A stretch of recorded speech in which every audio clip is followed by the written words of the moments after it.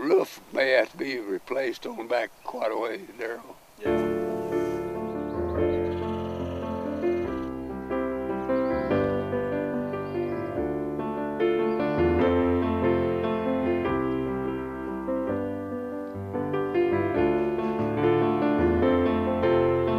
Trying to get machinery out of them old barns down there where we kept the machinery.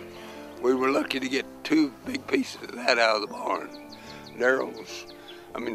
Frank is my helper out here all the time. And he saved that barn down there, I think, by watering it down. We were having lunch in Norman, and I got a call, and they said that there was smoke over by our house, and I said, yeah, but I think it's east of us. So I didn't think it was going to get here. And so my wife was definitely upset, and so just to appease her, I come over to pull the motorhome out and started doing all this work thinking I was doing it for naught. And then the more I got into it, the more I realized I was doing it for the real deal. First aid vehicle out here, and I got in it 3 or 4 times and put oxygen on because the smoke was tremendous, and everybody else was choking too. But they wanted me to get in there and take some oxygen, try to make sure I didn't get it down in my lungs. And I was appreciative of that. They knew what they were talking about, I guess. The big thing we were worried about was losing the house, because the flames were jumping up high. One of the big culprits here is the cedar trees here in Oklahoma. The cedar trees just explode. They start at the base, and the tree over here, one that started most of the fire here, I saw the fire jump to it, but it jumped kind of to the bottom, had about a 2-foot area that it ignited, and I turned my back and I heard a kapoof, and it had blown up, and it had blown fragments of the cedar tree out in the dead grass. And that's what started all the fires around right in here, in this area. So cedar trees is definitely something that I'll be taking out when this is all over. I'd been to the doctor's office yesterday morning and got my medicine and was on my way back out here when I saw the smoke.